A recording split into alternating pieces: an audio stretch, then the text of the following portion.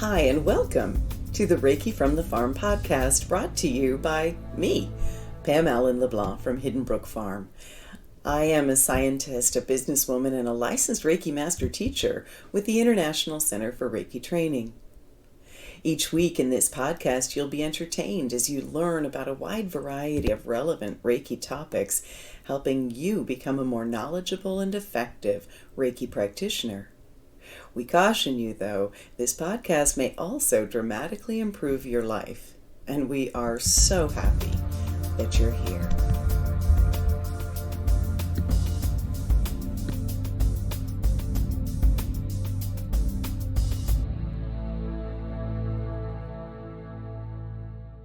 On this week's podcast, I am talking with Patricia Lane, one of our licensed Reiki master teachers who also has a bachelor's of metaphysical science. Patricia is a spiritual teacher. She loves to empower women to live life on their own terms, to use their innate wisdom to transform their lives while embracing the art of Reiki. And we've got links to Patty's website and her email address if any of you'd like to reach out to her. The main reason I wanted to have her on the podcast this week is she is a fellow author. Patty wrote this wonderful book, The Angels Orchestra, a little book that takes you on a big spiritual journey. And I just wanted to talk with her about it and let you guys know about it. So Patty, thank you so much for being here.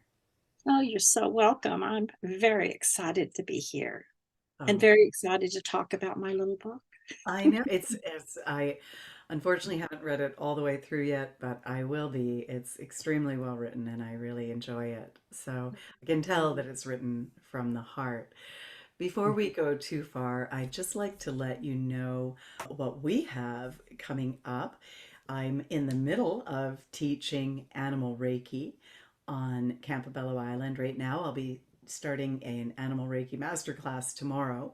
That might be a little too short of notice to join us, but in October I have level 1 and 2 master as well as animal Reiki 1 and 2, and at the end of the month a Karuna Reiki class that is going through the evenings, so that over 4 evenings, so that if you want to attend and maybe it would fit into your life better that way.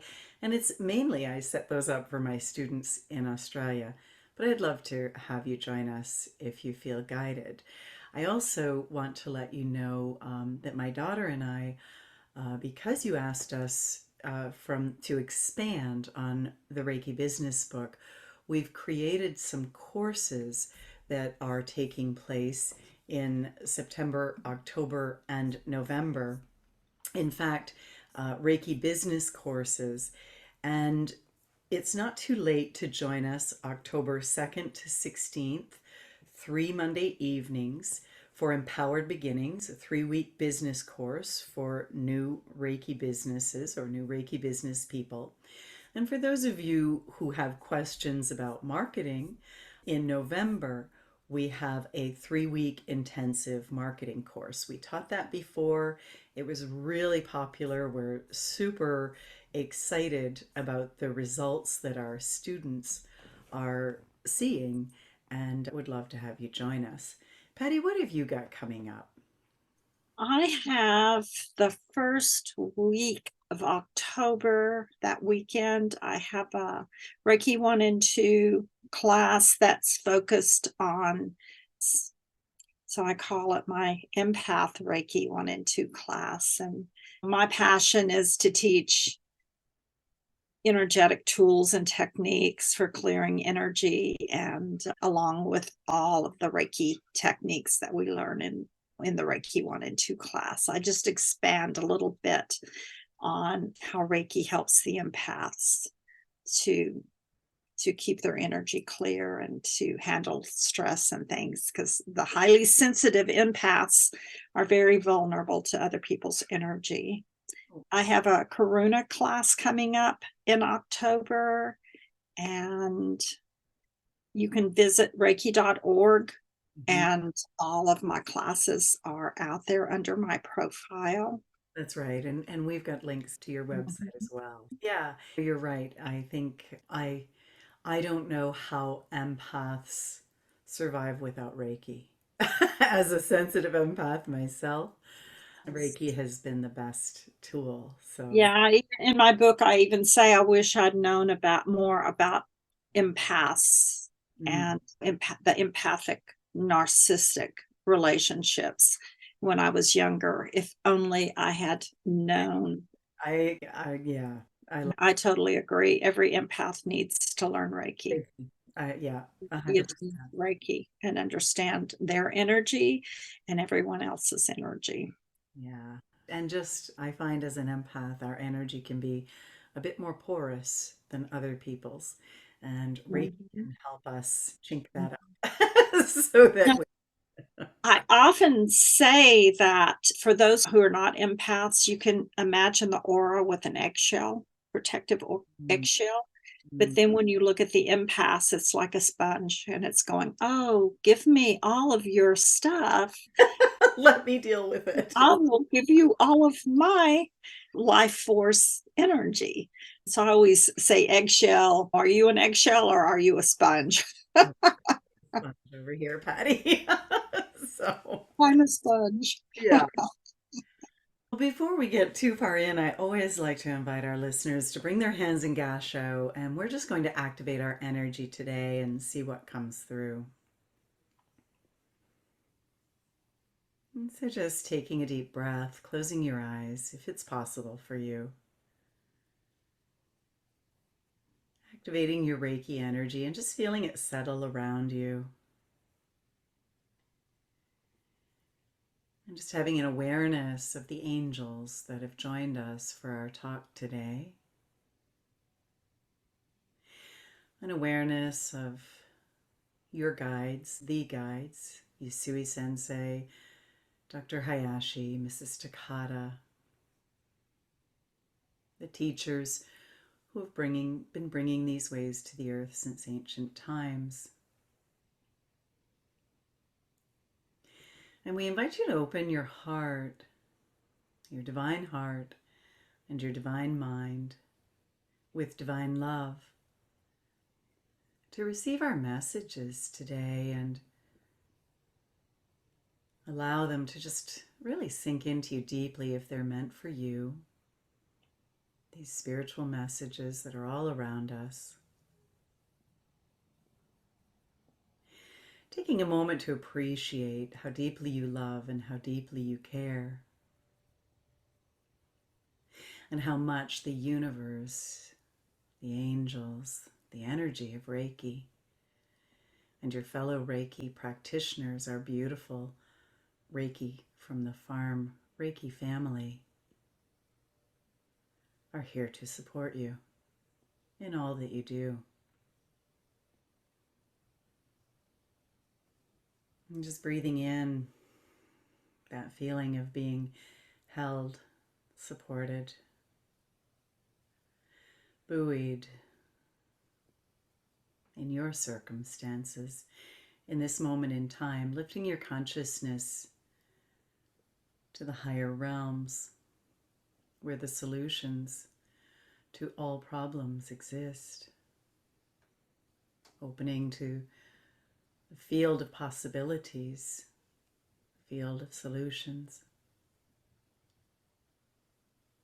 and take a moment to say thank you to you for the difference that you're making on the planet just by being you. You are so appreciated. Ahoma Takwe Oasin. Namaste and Amen.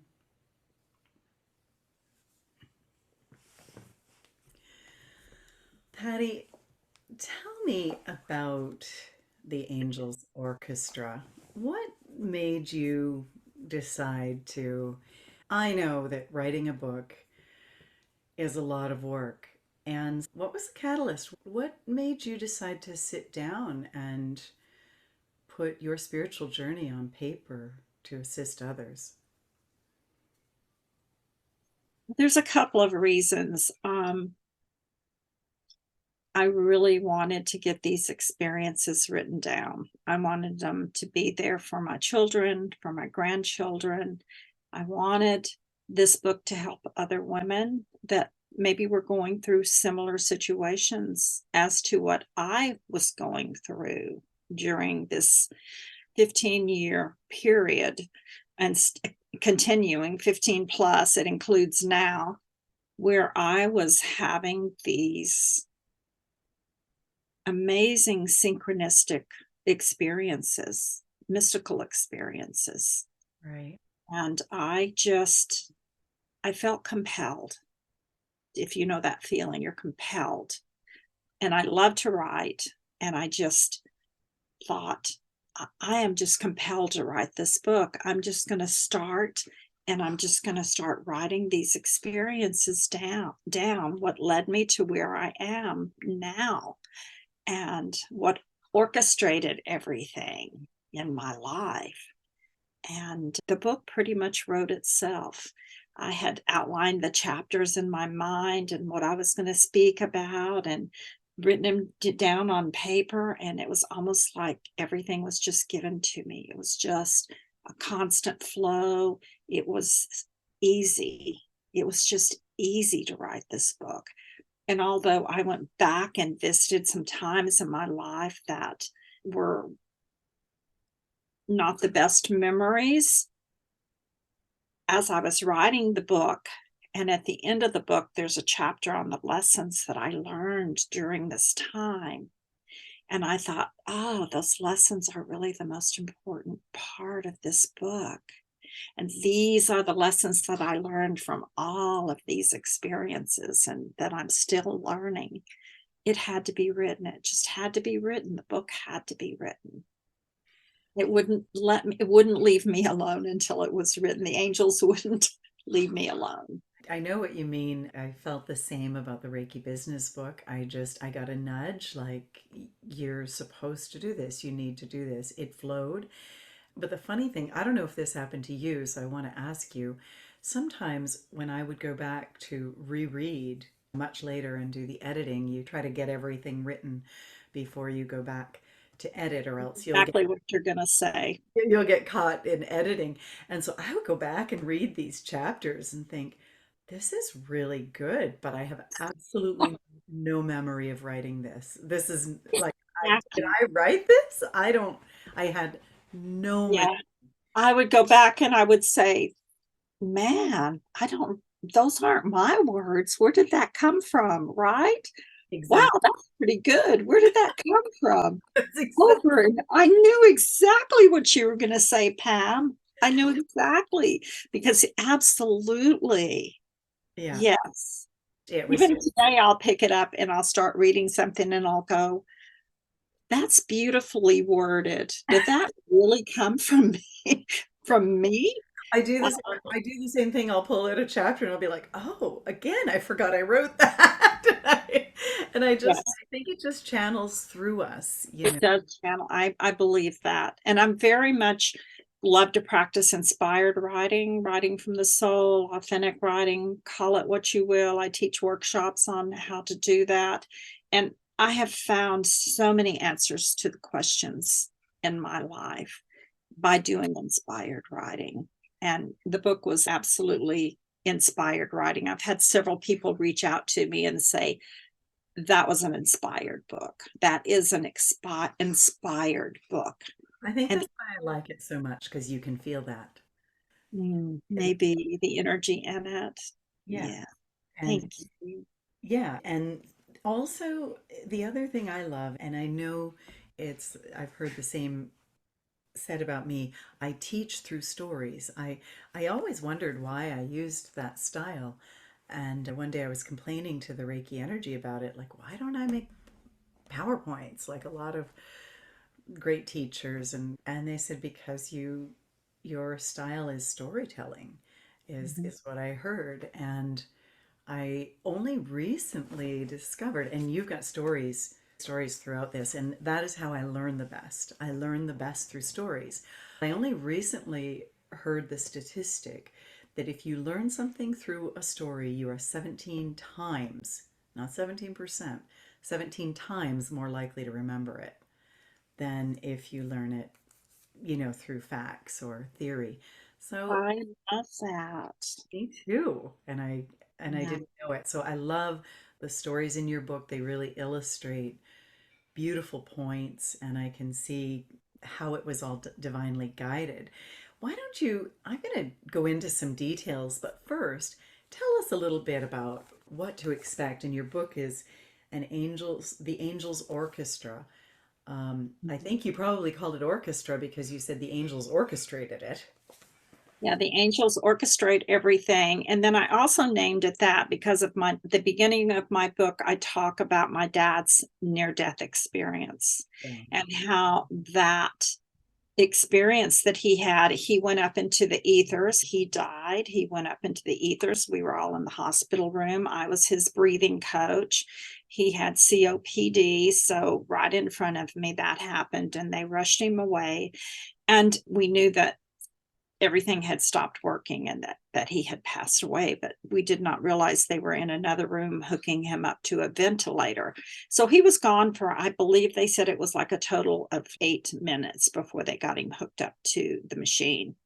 And so he went into the heavens. He started going through the tunnel. And this is what he said. He said, I had no more pain. He said, no more pain at all. He said, for a minute, I was in the hospital room. I looked at that body. It did not look like mine. It was like there was no connection. And he said, but I was still connected to my children in the ER. We were all there, to my wife. And he said, I could see exactly what y'all were doing. And he told us exactly what we did to the T when they took him back in that room. And it was like, how would he have known that? But he went up into the ethers and he said, I was going to heaven. And he said, there was a tunnel. He said, I felt compelled to go through this tunnel, a light at the end. He said, I saw shadows and I knew they were my loved ones and they were calling me home and they were waiting for me. But he said, I heard the most beautiful music. And he said, it was the music of my soul. It was music different than anything I've ever heard.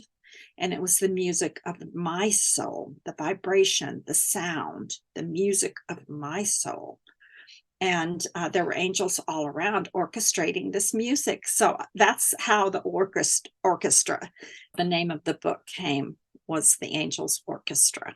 And that propelled me on a spiritual journey and a quest for answers. I began to study everything I could get my hands on about near-death experiences. I had never heard of this. And then when I discovered there were people all over the world that were having near-death experiences, And and with very Moody, similar things to your very father. similar. To describe what the loved ones were doing, all of that. Yes, and Raymond Moody had even written books. He was doing studies on children that experienced new death experiences. And I consider Raymond Moody to be the top in that field. Mhm. And the children that couldn't even talk would draw pictures of going through the tunnel and the angels around. And it was fascinating. It was fascinating, and I could not get enough of it. And of course, when you open that door to these esoteric studies and you're really thirsty for the knowledge, it opens other avenues of research and other doors. And so I really began to read a lot of books on spirituality. It must have. Now, was Reiki a part of your life at that point or not At yet? that point, it was not. I had a stroke when I was 53 and it paralyzed my left side, and I was very sick. I was left with adrenal fatigue, and they had been giving me Adderall to get me up and even being able to work after the stroke.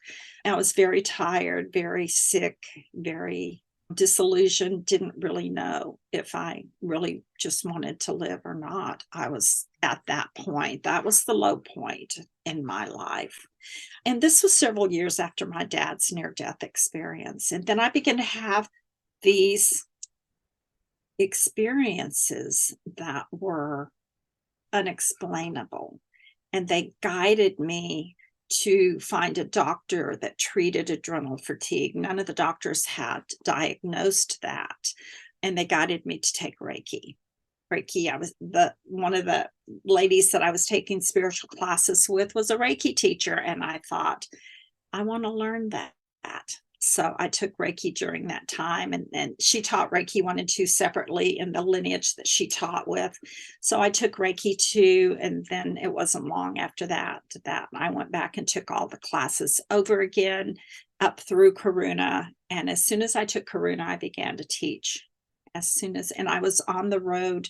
I was already getting really well. I was to the point where I had the energy to teach. And I used to pray, please give me the energy, angels, and give me the energy to teach a weekend class. Right. I never was able to go back to work full time due to low energy. And honestly, I get better all the time. And I just had my 70th birthday. Wow, happy birthday. Oh, thank you. Thank you. And I'm just so grateful that I believe it's because I'm doing my purpose and my passion. I'm teaching Reiki, Yeah, and definitely, I'm happy and definitely. I'm at peace. And Patricia, you talked about wanting to learn everything. You really must have wanted to learn everything. I know you said we don't need to call you that, but you really, Reverend is in front of your name. Tell us a little bit about that. Yeah, that is from the University of Sedona. I remarried during the time that I had that stroke. I was also going through a divorce from a 23-year marriage. And I reconnected with a man that I'd fallen in love with when I was 19 and he was 20. And that was through a miracle. It was a synchronistic event, reconnecting with him. And he had been involved with the Presbyterian church. He had been a lay minister, but he was actually much more interested in the spirituality side of everything. And so we decided we would get our degrees from the University of Sedona. He's gone a little bit further than I have. I have a bachelor's. He's got his master's and he's working on his doctorate. But yeah, it was an amazing experience. And I wanted to be, and so I'm an ordained minister Yes. through the University of Sedona. It was part of my degree. And my degree is in metaphysics, the energy within everything, right? The God spark, metaphysics, I that think God spark that we have within us. I think it would be amazing to study that for Yeah. as a degree in depth. Non-denominational, just spiritual. It's about oneness. It's about everything contains that spark. We could be talking about stones. We can be talking about animals, of course, plants. Everything has that touch of our creator. Yeah. I So have a South American friend, native friend who his daughter got in trouble in school because she, in the science class, she marked stones down as living. and, and he had to go to the teacher and said they are. And which I think is so cute. absolutely. I deal with a lot of crystals. I have a crystal store. I didn't know if you have I have a crystal store, and it's all about the energy of the stones and how we can tap into that energy, into our energy field to help us to heal. We won't talk about that today. Maybe we'll come back and talk about crystals. I think Uh, we should come back with you and Jay Jackson, and because of course Jay is actually so many of our licensed teachers. We all love crystals, don't we? I think we could. It's yeah. I had to start giving some away because I had too many. Patricia, you have a chapter titled My Own Personal Awakening, and that resonates with people. Can you tell us a little bit about that time in your life? Now, I that chapter really is a lot about my dad's. It's about my dad's near-death experience, and after that experience, and being on that quest to find answers to the questions, to soul-driven questions. Wow, when we die, what really happens. One of the things about my dad is when he came back from that near-death experience and he was on a ventilator for 18 days, he came home from the hospital very weak, Yeah. very tired. But the thing that had changed for my dad is he no longer had fear in his eyes. There was no fear. And we knew, even the book, I say, why did we bring him back? Why did they do that? Because now he's got to die all over again, right? But it wasn't there in my dad's face anymore. It wasn't in his eyes. And I wanted that because at that time in my life, I was afraid of everything. I was a single mother. I'd gone through my first divorce. I was struggling to survive and raise my two kids pretty much by myself. And I was so afraid, what if something happens to me? What the what ifs? I lived in the future, worried about this, worried. It was a difficult time. And it was like, oh my gosh, what would it be like not to have these fears around finances, around Mm. everything? Yeah. How do I find peace?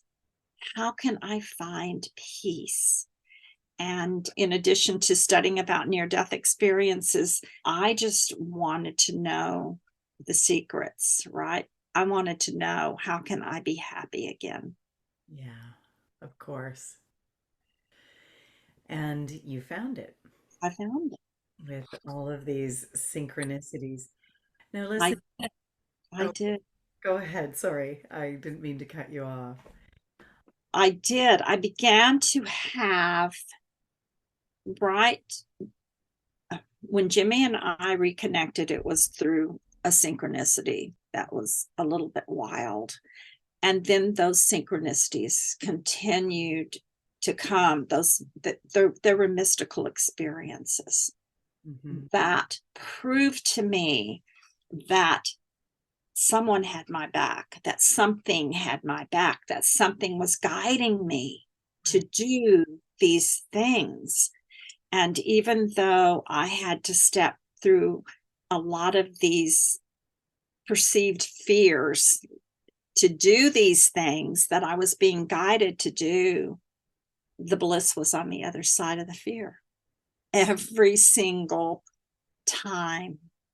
And the things that I was guided to do in my life brought me peace, because, and some of them were pretty outrageous that I was being guided to do during that time. And yet I found that they lit me up. It was like this spark had been fanned into a flame. And I decided, I am not going to let fear control my life. I'd made a lot of crazy choices when I was in fear mode. I think we all do. Yeah, I would agree I, with but I'm just going to follow the guidance, right? And if I'm not sure what guidance I'm getting, I'm just going to ask for more signs, right? Show me that. Show me that again. I think that was a sign. I think that was guidance. And I'm talking to my angels, right? But show me that in another way. Show me that again. And then it would happen. It would happen just immediately. I have one story that was in the beginning of all of this. I have several. The book is full of these you. mystical experiences. So many things have happened to me. And I can write another book. I keep being guided to write another book. I said something on another podcast the other day, and someone said, "That's not in your book." And I said, "No, that's probably going to be in the next one." I already know even the Reiki business book needs a sequel. So now that my daughter and I are teaching, okay, so now this, now let's take you the next steps. So that's exciting that you are We considering. continually learn. So there's more stuff for me to share, right? There's more for me to share. And can you talk to us about archangel magic? What what Archangel magic, that is just about the angels. It's about asking for the help. It's about connecting with whoever that is. It could be a goddess, it could be an ascended master, it can be angels for a lot of people, whoever guides, right? Whoever that is that you connect with, and just asking them for help. Angels, from everything I've read and learned and that I've experienced, sometimes we just have to ask. We just have to ask and be open to it, the answers coming to us in ways that we never dreamed. Because we can project and we can say, oh, I want this to come to me in this little package with a ribbon tied on the top of it. And then boom, it comes to you in another way. And it's, man, I didn't even think about that, right? I think they like to surprise us. It happens all the time. I have something in mind, and what shows up is something much better. Yes. Even I knew that animal Reiki was calling me to the ocean. And so we were spending every weekend trying to find a little place to camp in our little truck tent near the ocean so that I could go do Reiki with the ocean. And finally I said, maybe if we go to this little remote island, we could afford a little piece of land. And we didn't get land. We got this beautiful house that the whales come and visit. We sit and drink coffee on our porch and the whales go by. They literally join us for coffee. This is so far beyond Oh, what I was looking for, what I thought was possible. that And is so beautiful. so I know exactly what it doesn't always look like what you think. And yet, if you give it a chance, it's usually so much better for you than what you had in mind. And all we have to do is ask, and then we have to, take action on the information. So you took action by, oh, I got this idea. Since maybe we should look at this island, and This land, there it was lined up for you. it completely did. And all the synchronicities exactly like you described. I've noticed one of my very early books, speaking of synchronicities, and I know that's really the sort of an underlying theme throughout your book. One of the earlier books spiritual books that I read was The Celestine Prophecy. Mm. And this was before I really was able to understand all the spiritual messages and so on. And what the Celestine prophecy said was look for the synchronicities. It's not a coincidence. Look for the coincidences. It's not a coincidence when you think of somebody and then you see them if you haven't seen them in 10 years. When it's not a coincidence. These are so look for all of the coincidences. And so this I read that back in my 20s, and the number of coincidences that happen in our lives, like the coincidence of reconnecting with your former love and former and present love. How else would you, for people that say that's fine for them, they hear the messages, they get for people that maybe struggle to hear, how would you suggest that they connect with the ascended masters, with their archangels? How would you suggest that they listen or that they pay attention for the synchronicities? What would you say to that? I There's several things. The first thing I teach someone or ask someone to do when they come to me with wanting to develop their intuition, maybe to be more in tune with energy, is I say, before your feet hit the ground in the morning, just connect with your higher self, your angels, and say, show me the magic today. Show me the magic today. While you're still in that theta state, right when you wake up, oh, show me the magic today, and then let it go. And then if you see something, nature's always talking to us. If you think of something, if something comes in your mind, if you feel, because we feel these things a lot of times, if you feel compelled to do something, I'm clairaudient, so I have things come in, audible things that I hear. And at first it was hard to differentiate from my monkey mind to these audible things. I would say develop your intuition, take a Reiki class, Mm. right? Take a Reiki class, be attuned to Reiki, and then be attuned to holy fire, because Reiki energy is installed in our soul, and holy fire is installed in our spirit, and our spirit is that part of us that is connected to God. So it opens us up to higher consciousness. It truly does. Reiki energy is such an amazing thing. It can guide our lives, Yeah. and it just opens us up to the possibilities. And I always say, don't put God in a box. Yeah. If you think something is like an amazing synchronistic event is never going to happen to you, you're putting God and his angels in a box. And you're drawing a line in the sand and your possibilities. But if you say, I am so open to having these experiences, these wonderful experiences, just show me one, show me. I'm an instrument, right? I love that prayer that William Round has in his book, Guide Me and Heal Me, so that I can be of service to others. But I added one word to it when I say it. And I say, guide me, heal me, and empower me, so Ah, I can be of service to others. and he's Um, invented that too now, Patty, to guide me. yes. He has, and to guide me and heal me so that I may be of greater service to myself. Oh, I love that. He Yes. realized that that he was really focused on giving and not on receiving. And Yes. I just that love it. importance of opening ourselves to receive as well. That. And I'm going to say probably the second most important thing is learn to love yourself. Mm. Practice loving yourself in addition to giving yourself Reiki. And Reiki is love. So give yourself Reiki if you're attuned to that. And if not, just lay your hands on your body and just give yourself love and energy and take care of yourself, honor yourself. Because I never knew how to love myself. I didn't even know we were supposed to. Don't speak yourself, give yourself credit. I always say we were doing the best we could at the time. We were doing the best we could. Don't live in the woulda, shoulda, couldas, right?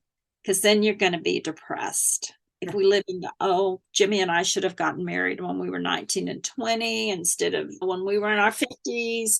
If I If I thought about that all the time, I'd be pretty sad, but I don't.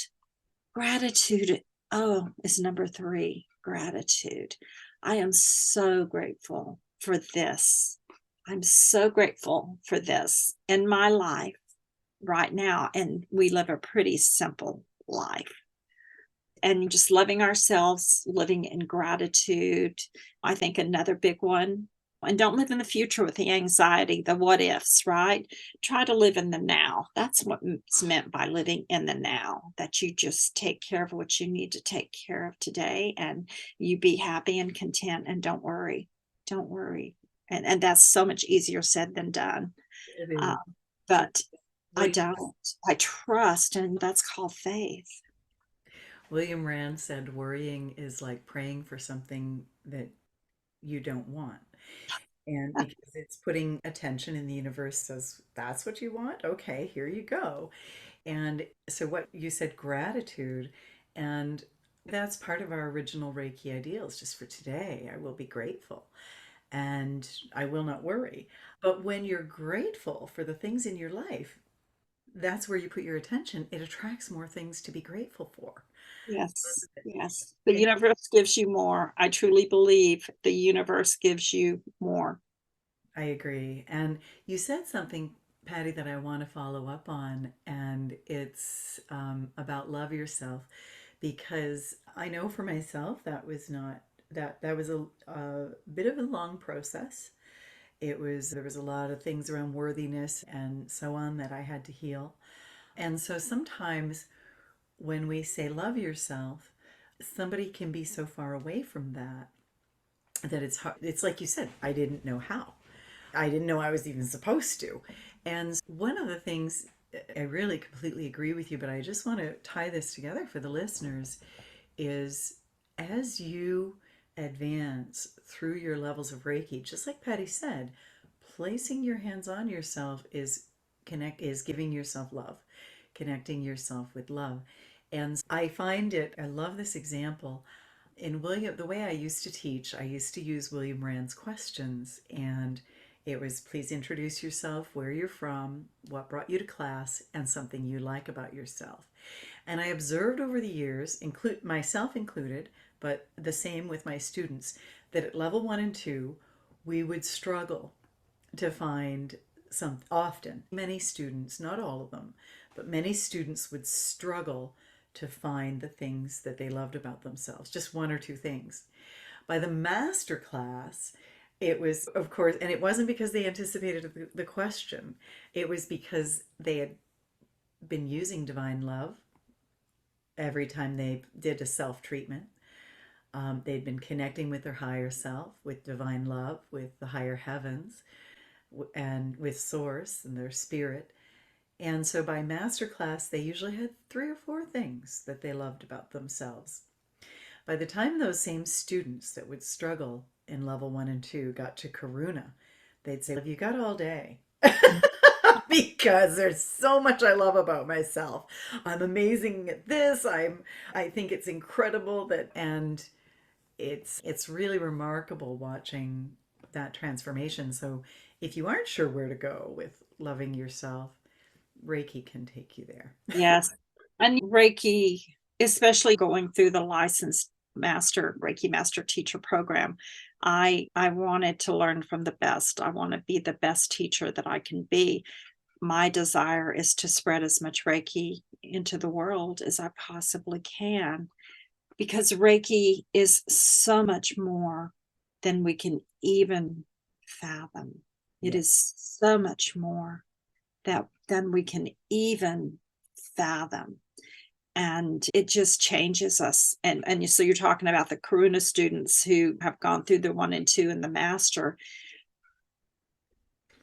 And I can just, in the last couple of Karuna classes, because I've been teaching a lot of Karuna classes, it's like the Karuna classes that I'm teaching now, and I'm not so sure it's because I've become a better teacher.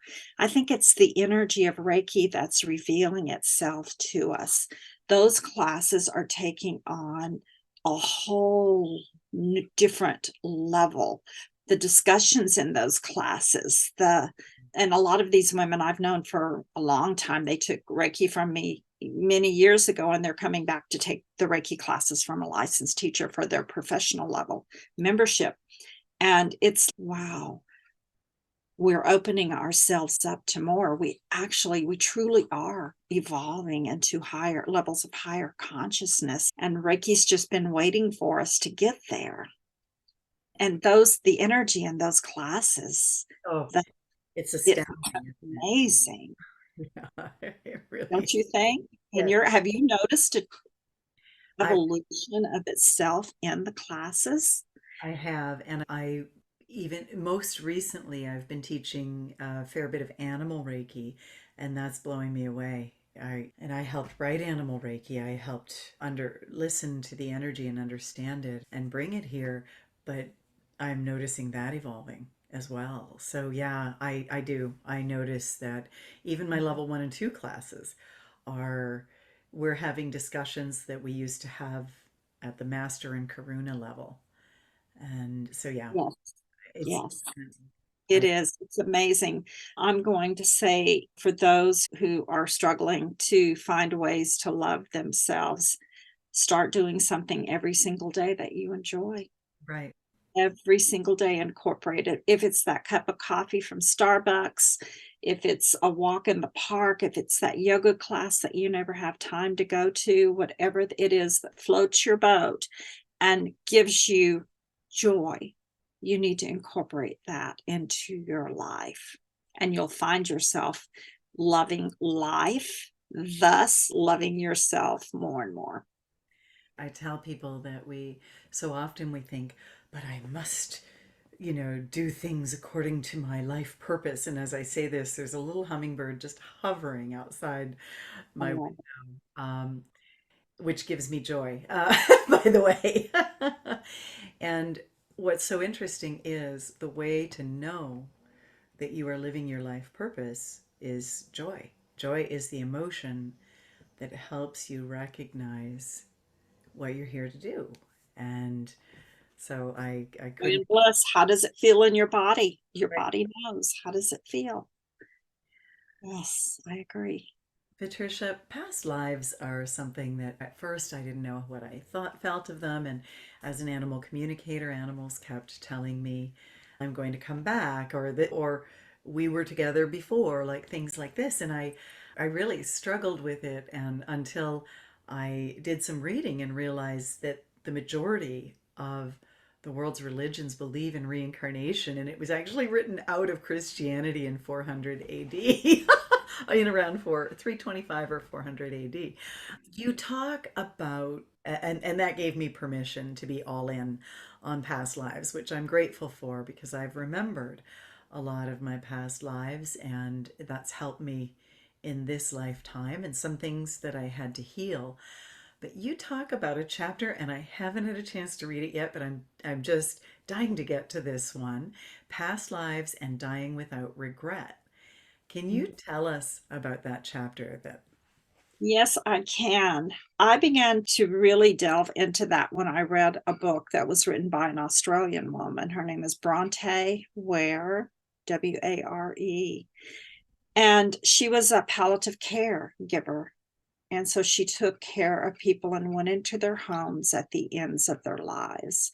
And she would listen to their stories, right? She would listen to their stories. And she said, I really had to write a book about what I learned because people were saying the same things over and over again to me about the regrets that they had at this end stage of their lives.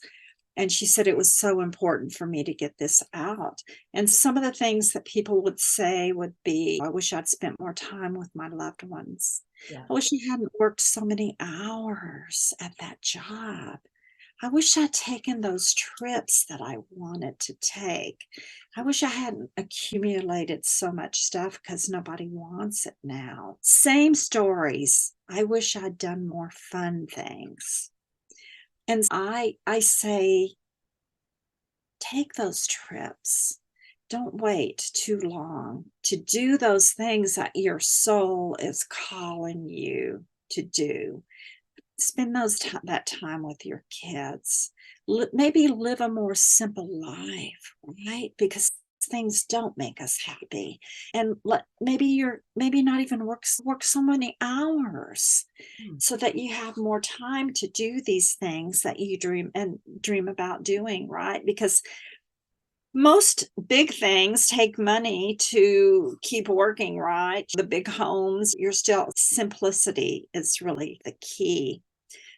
I always say, make that bucket list. Put 10 things on a bucket list that you've dreamed of doing, right?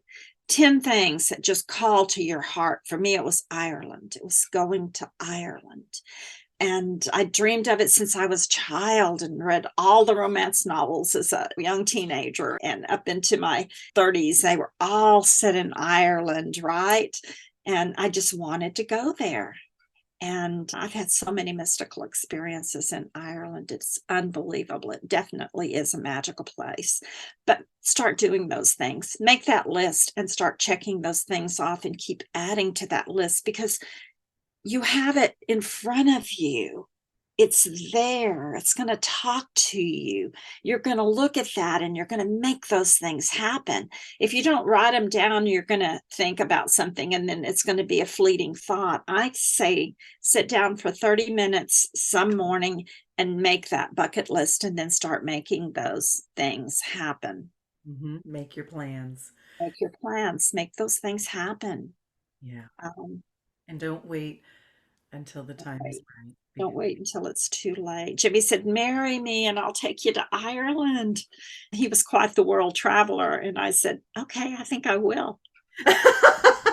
5 times. He's not taken me once. We've been 5 times. And I'm planning the next trip. It never gets old. And that's not why I'm married. Okay. No. Speaking about past life regressions, in my book, I wrote about a past life regression, the first one that I ever had. And you're just going to have to read this story in the book. It was so synchronistic. It was unbelievable. We usually don't expect to find any kind of proof about past lives, right? We go into these meditations, or if you're under a hypnotist, and we see things and we figure out what lessons did we learn in that lifetime that maybe we've brought into this life. And when I had that past life regression, I saw certain things. And when I came home, I'll be darned if at age 19, Jimmy had not painted a picture of the exact thing that I saw in that past life regression. And I'd never seen that picture. That is so cool, Patty. I love it. You've followed the synchronicities. You said you're clairaudient. I tend to be claircognizant, which is knowing, but then again, it was really difficult for me to know which thoughts were my own and which thoughts were guidance. It took me a while to develop that discernment that you need sometimes in order to follow your guidance. As you were following your guidance, were there times when you doubted some of that communication, and how did you overcome it? Yes, there were times when I questioned a lot of that communication that I got.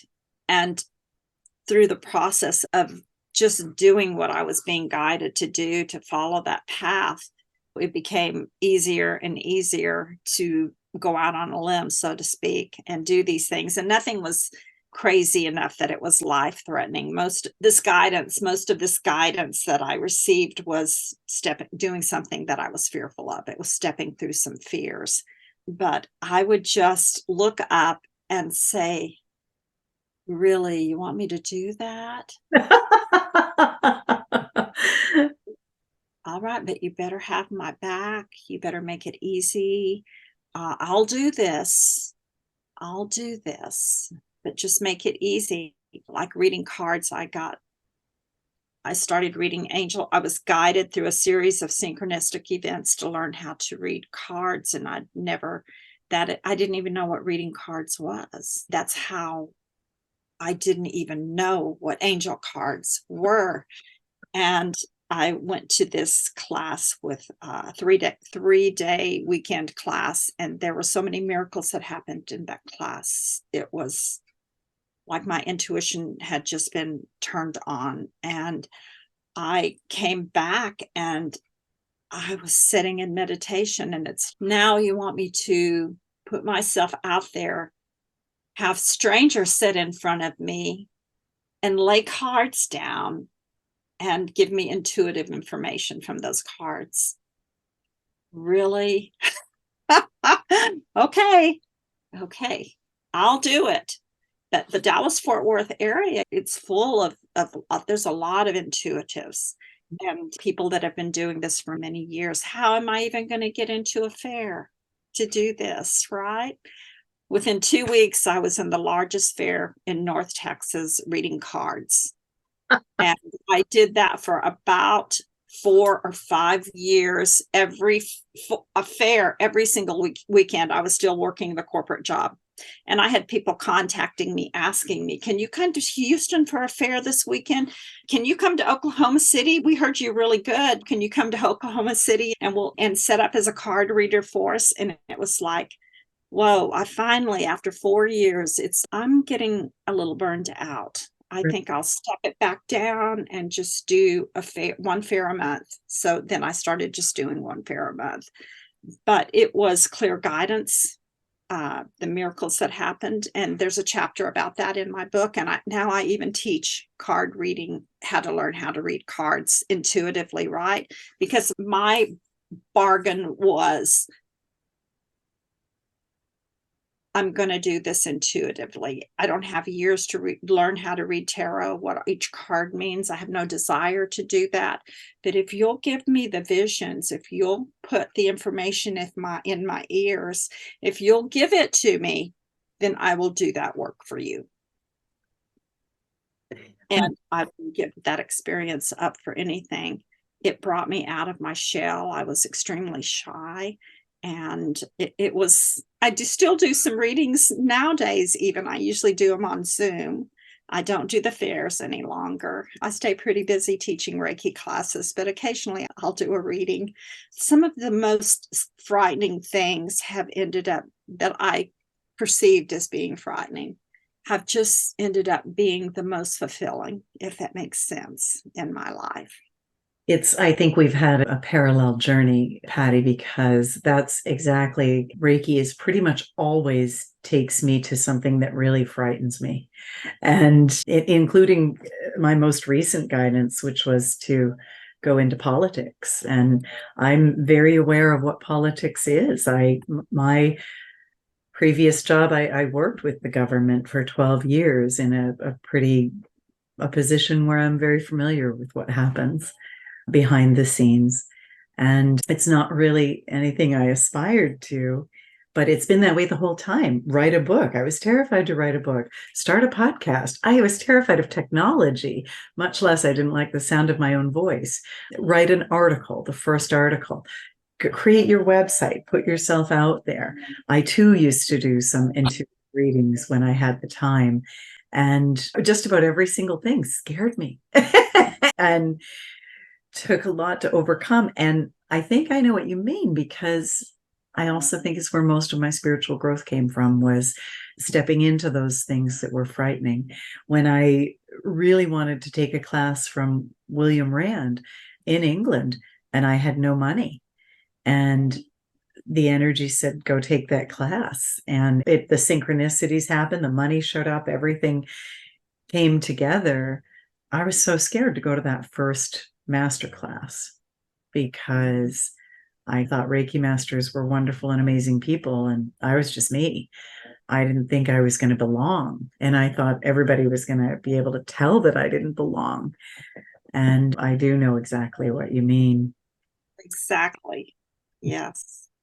Patty, what else would you like to share to the listeners from your journey, from your book? And what last pieces of advice would you like to leave us with before we move into a meditation to integrate all of this today?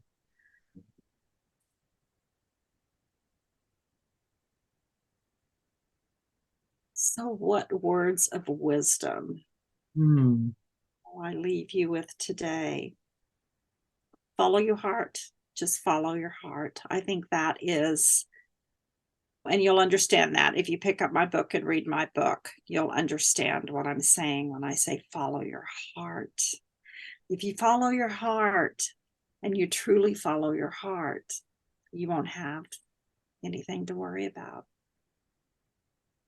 Yeah, I think Be you're right. Mhm. Yeah.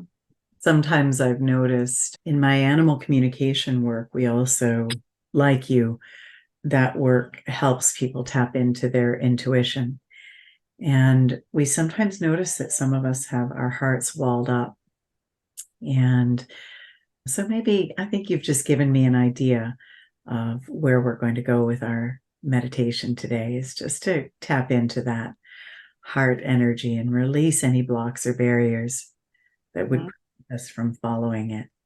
Mm-hmm. I think that would be a great way to end this, because we've been talking about the connection between the heart and our intuition, right? It's connected. It really is. All connected. Yeah. And I love that. Yes. Thank you, Patricia.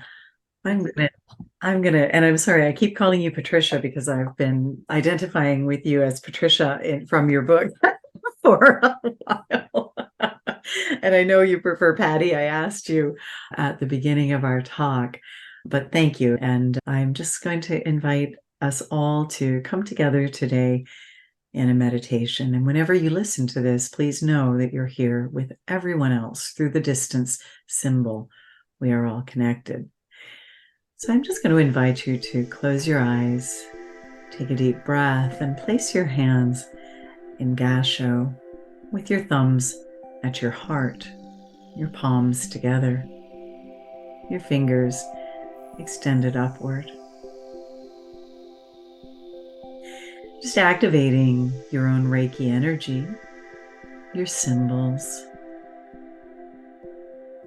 Just feeling that connection as the energy begins to settle into and around you.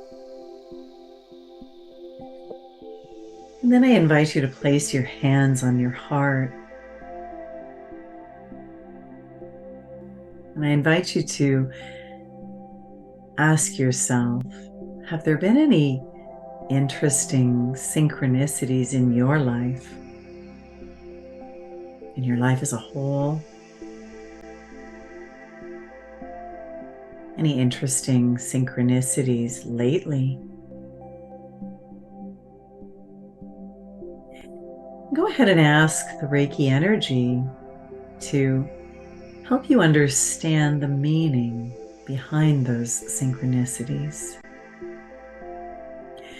Some people get thoughts that sound very much like their thoughts when they invite Reiki to guide them. Some people are clairaudient and they get words. Sometimes those words are written, sometimes it's a sound. Some people have a knowing and they don't really know why they know. It's a gut instinct or a knowing of some sort. This is claircognizance. We also have clairvoyance. Some of you get pictures of of your guidance, or even some people even get movies or videos, and some people it's a little more abstract. You might just see colors moving.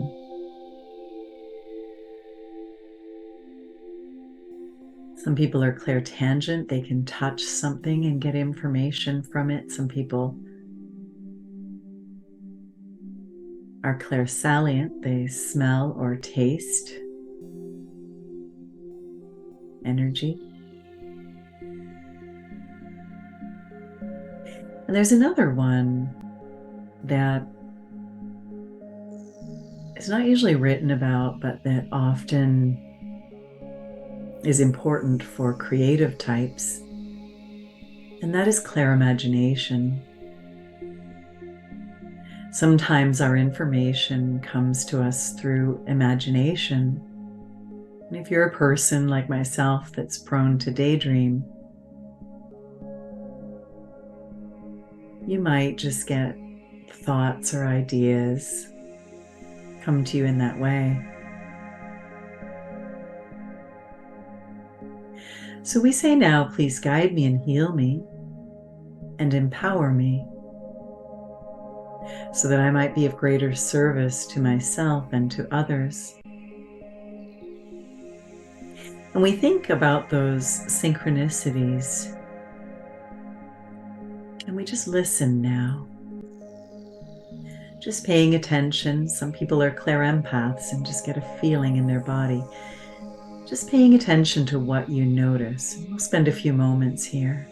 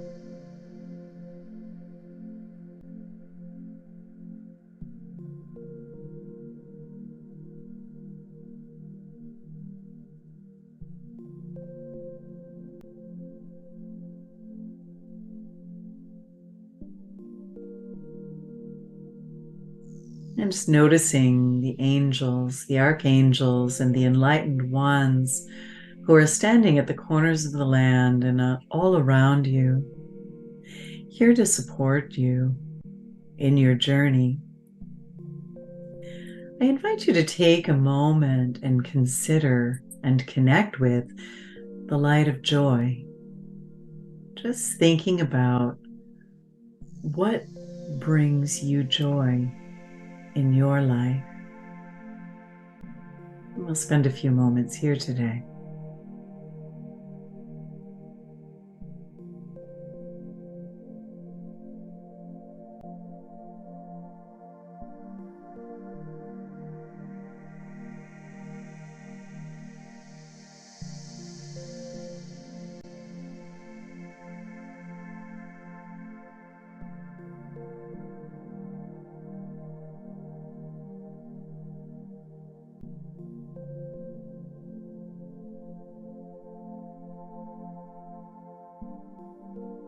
You can't remember what brings you joy. Think about what used to bring you joy.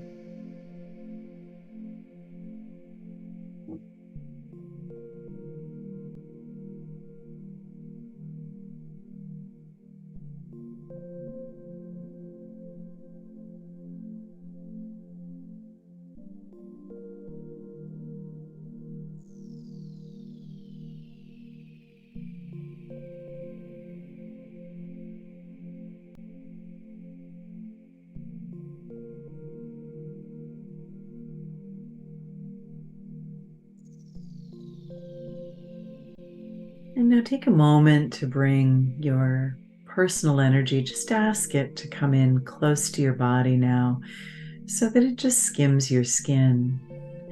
And as it does that, if you're an empath, you just drop anything you're carrying on behalf of others.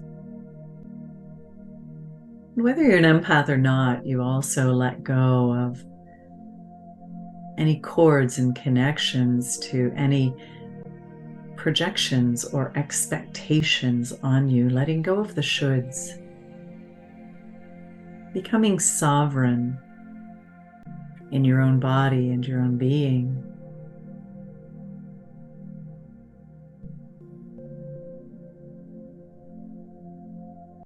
And now from this sovereign space, we invite the flow of Reiki energy that's flowing through us.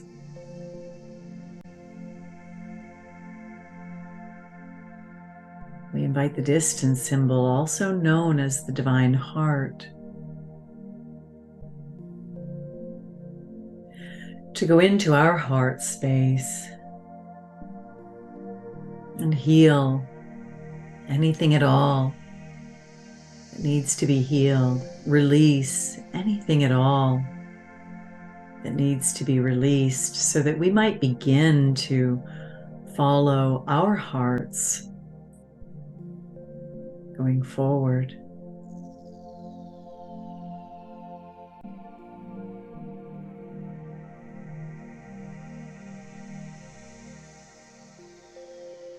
And we'll just remain here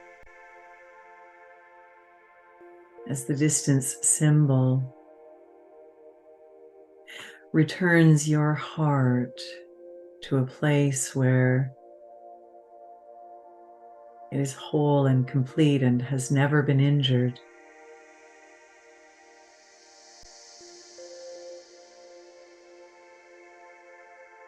It returns it to that state of the divine heart, divine love, the divine mind.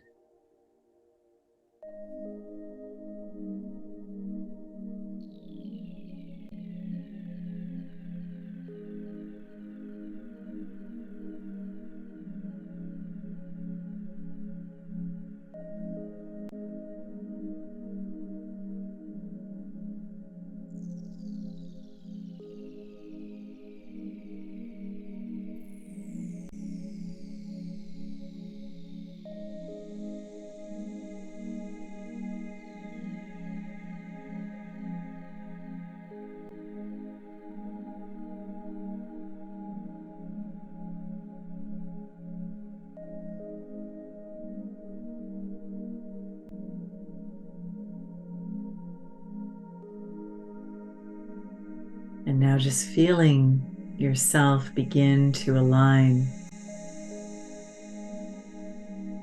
Feeling all the disparate parts of yourself aligning, your divine heart, your divine mind, your divine intellect, your divine love, your spirit, with your soul, with your emotions, with your body, your intuition. And then just noticing that alignment reaches out into your life purpose so that your heart, your body, and your being, and every part of yourself is completely and fully aligned with your purpose. Open to synchronicities, open to results, but not attached to them. And we'll just spend a few moments here in that alignment.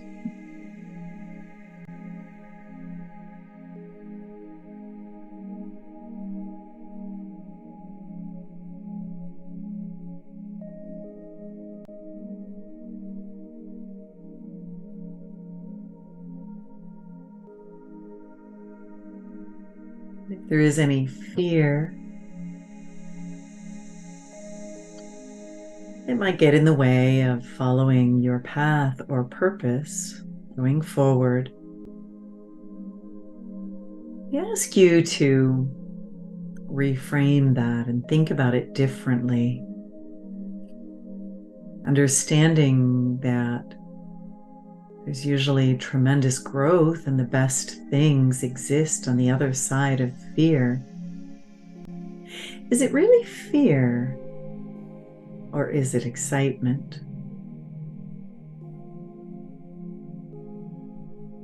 I invite you to take a deep breath and come back in your own time, completely aligned with and ready, willing, prepared, open, empowered to step forward on your life path and purpose.